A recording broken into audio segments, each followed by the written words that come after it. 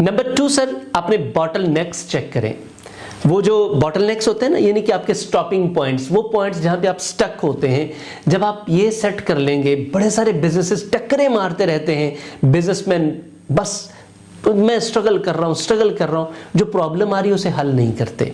Sir आपके पास market में आप बिजनेस कर रहे हैं, ऐसे लोग मौजूद हैं जो आपको बिजनेस में गाइड कर सकते हैं, जिनका और कोई काम नहीं है, वो सिर्फ यही करते हैं। जैसे कि हम हैं, हमारे जैसे हमसे बेहतर बेशुमार लोग मार्केट में मौजूद हैं, आप उनसे सीख सकते हैं। आपका काम है काम करना, उनका काम है आपको काम समझाना।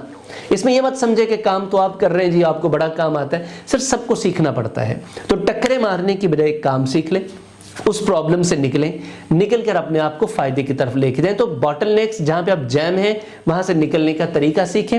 आप हम पे एतमाद करें तो इंशाल्लाह you will find out the best one. आप इस नंबर पर राब्ता करके बिजनेस कोचिंग, बिजनेस कंसल्टेंसी और बिजनेस कोर्सेज हमसे ले सकते हैं।